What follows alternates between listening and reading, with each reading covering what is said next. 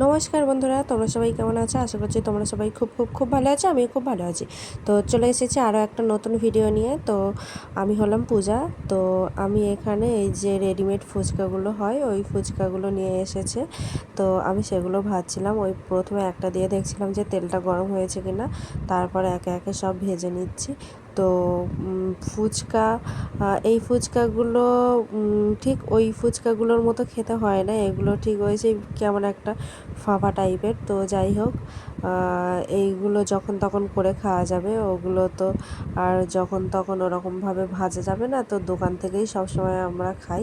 তো এই একবার ইচ্ছে হলো, একবার নয়, এটা নিয়ে আমি দ্বিতীয়বার করছি। তো ইচ্ছে হলো যে আমি এই ফুচকাটা মানে খাবো। তো ভালো হয়েছিল, আলু মাখা টাখাগুলো খুবই ভালো হয়েছিল, কিন্তু একটু হলেও মানে কেমন একটা ছিল, কেননা ওই রকম ফুচকাটা নয়। এগুলো শক্ত হয়, ওগুলো একটু নরম হয়, ওগুলোই ভালো। তো বলে না, নেই মামা থেকে কানা মামা অনেক ভালো, তো কথাটা সেই রকমই। তো তোমরা কে কে ফুচকা খেতে ভালোবাসো অবশ্যই জানিও। তো সবাই ফুচকা খেতে ভালোবাসে, এটা আর বলার কথা রাখে না। তো যাই হোক, আমি এই যে বৃষ্টির দিনে এই সবগুলো মানে ঘরে বসে খেতে আরও বেশি ভালো লাগে। তো ভেবেছিলাম যে থাকবে হয়তো, কিন্তু খেতে খেতে দেখলাম আমি আর আমার শ্বশুর সবই খেয়ে নিয়েছি। তো এখানে 200-250 গ্রাম কিছু একটা ওরকম টাইপের কিছু একটা ছিল ওজন। তো সব ভেজে আর আমরা খেয়ে নিয়েছি। তো এটা দিনের বেলা, তখন ভেজে রাখছি আর খাওয়া হবে সন্ধ্যাবেলা।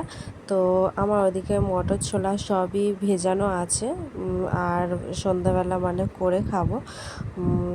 আর ঘরের তেঁতুল আছে, 7-8 বছরের পুরানো তেঁতুল। আর মশলাটাও করা আছে আমার, বাপের বাড়ি থেকে আনা আছে, মানে ওই মশলাটা অনেক কিছু দিয়ে করা। তো আমি এখনই আমার মানে ইচ্ছে হয়েছে আমি খাবো। তো কী করব, আমি এই যে ভাত আলু ভাজা ওই সবগুলো তখন করছিলাম। তো ওই আলু ভাজা, ঝুরি ভাজা আর সস দিয়ে আমি মানে খাওয়া স্টার্ট করে দিয়েছি। আর অল্প অল্প তো ওই শুধুই খাচ্ছিলাম ভেঙে। তো খুব একটা ভালো লাগেনি, আবার খুব একটা খারাপও লাগেনি, অ্যাভারেজের মধ্যেই আছে। তো আমি ওই রকমভাবে খেলাম। তো সন্ধ্যাবেলা তো একদম পুরো জমিয়ে খেয়েছি। এই যে চলে এসেছি সন্ধ্যাবেলায়, এটা আলু সিদ্ধ করে নিয়েছি। আর এই যে ছোলা মটর সব ভিজানো ছিল আগের দিন। আর ওই যে তেঁতুলটা, তো ওই তেঁতুলটা অনেক পুরানো, 8-9 বছর তো হবেই।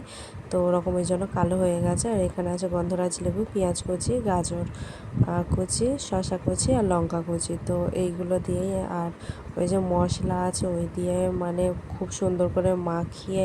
আর এই যে শুকনো লঙ্কাও দিয়েছিলাম, আবার এখানে এমনি নুনও ছিল আর বিট নুনও ছিল, এতে বিট নুন ছিল। তো আমি এখন মানে ভিডিওটা এডিট করতে এসে আমার গালে থেকে জল বেরিয়ে যাচ্ছে। আর এই যে মশলাটা, এতে অনেক কিছুই দেওয়া আছে। তো জিরে গুঁড়ো, ধনিয়া গুঁড়ো, চন্দনী, গরম মশলা, জায়ফল, জয়িত্রী, মানে অনেক কিছুই দেওয়া আছে। তো ওই মশলাটা আমরা মাংসতে, আলুর দমে সব কিছুতেই ইউজ করি। আর এই যে টক জলও হয়ে গেছে। আর মানে খেতে মানে কি বলবো, খুব সুন্দর ছিল আলু থাসাটা। আর খেতেও ভালো লেগেছে, কিন্তু ওই ফুচকাটা যদি হতো আরও বেশি ভালো হতো। কিন্তু মামা আমি তো আমার গিফট ছাড়া যাবো না, আমি এটা নিয়ে যাবো আর কি, রাইস কুকারটা। আকমল, ওর রাইস কুকারটা ওকে ফেরত দিয়ে দিই। কেমনে দিব? ওটার মতো